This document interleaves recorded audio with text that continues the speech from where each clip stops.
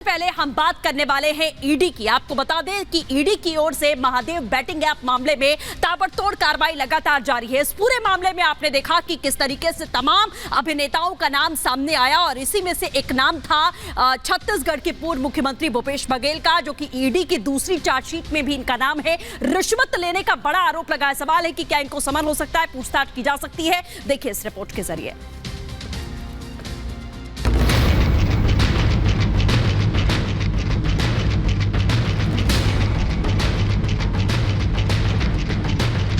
Mahadev app घोटाला, ED का बड़ा खुलासा। भूपेश बघेल का नाम, रिश्वत लेने का काम। ईडी की चार्जशीट, बघेल की पड़ेगी मुश्किल। 508 करोड़ का खेल, बघेल जाएंगे जेल। चर्चित महादेव सट्टेबाजी ऐप मामले में छत्तीसगढ़ के पूर्व मुख्यमंत्री भूपेश बघेल पूरी तरह से घिरते नजर आ रहे हैं। यानी महादेव बैटिंग ऐप केस में एक बार फिर नया मोड़ आ गया है। इस केस में ईडी की चार्जशीट से बड़ा खुलासा हुआ है।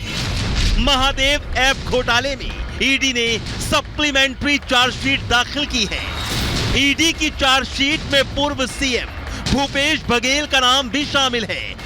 बघेल को महादेव ऐप के प्रमोटर से रिश्वत का जिक्र है।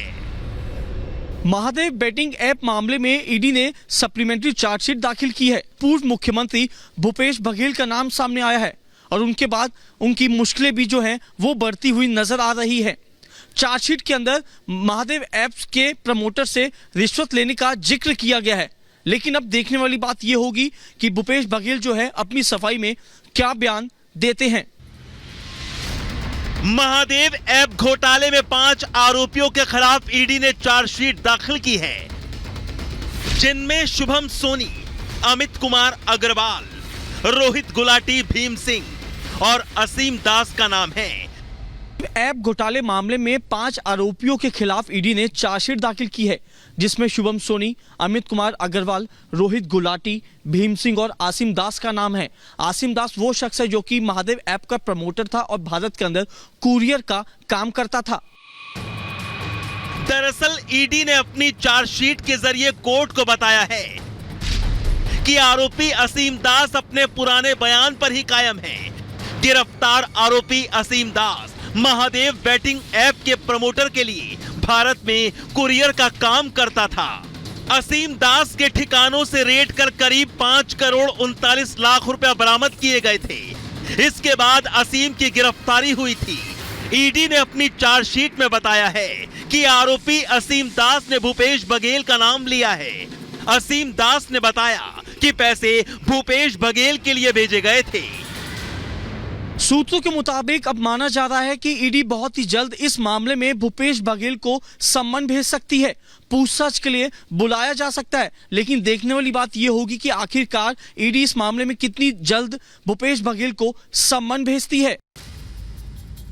अब माना जा रहा है कि ईडी बहुत जल्द ही पूर्व सीएम को समन भेज सकती है। बघेल को ईडी पूछताछ के लिए बुला सकती है। आपको बता दें कि असीम दास को नवंबर 2023 में छत्तीसगढ़ में विधानसभा चुनाव से ठीक पहले रायपुर के एक होटल से गिरफ्तार किया गया था। आरोपी असीम दास ने गिरफ्तारी के बाद बयान दिया था कि विधानसभा चुनाव के दौरान महादेव बैटिंग ऐप के प्रमोटर्स की तरफ से भूपेश बघेल को कुल 508 करोड़ रुपए दिए गए थे, जिसके बाद छत्तीसगढ़ की राजनीति में भूचाल आ गया था। अब इस मामले में सियासत शुरू हो गई है। घोटाले में घिरते पूर्व सीएम भूपेश बघेल ने केस को राजनीति से प्रेरित बताया है। सोशल मीडिया पर पोस्ट कर पूर्व सीएम भूपेश बघेल ने लिखा कि ईडी ने अपनी सप्लीमेंट्री चार्जशीट में जिस तरह से मेरा नाम लिखा है वो पूरी तरह से राजनीतिक षड्यंत्र का हिस्सा है। ईडी अपने राजनीतिक आकाओं के इशारे पर कूट रचना कर लोगों को गिरफ्तार कर रही है और उनसे दबाव पूर्वक मेरे और मेरे सहयोगियों के खिलाफ बयान दिलवा रही है। इन बयानों में जो पैसों के लेन देन के आरोप लगाए गए हैं उनका कोई आधार नहीं है। ये किस दबाव में हो रहा है उसे सब जानते हैं। छत्तीसगढ़ सरकार की इस जांच के आधार पर ही ईडी धन शोधन का मामला बनाकर जांच कर रही है। लेकिन दुर्भाग्य है कि ईडी ने जांच को अपराध के बजाय राजनीतिक दबाव व बदनामी का हथियार बना लिया है। महादेव ऐप के पूरे मामले को जिस तरह से राजनीतिक रंग दिया गया है उससे साफ है कि इसका उद्देश्य अब असली अपराधियों को बचाने और राजनीतिक दुष्प्रचार का बीजेपी को फायदा पहुंचाने का ही रह गया है।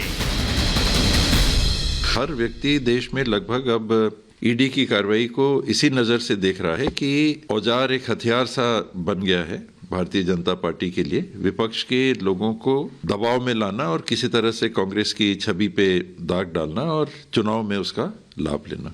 एक तरफ तो मोदी जी देश के लोगों को रुपए कार्ड देते हैं और सोनिया जी और राहुल गांधी जी भूपे कार्ड देते हैं।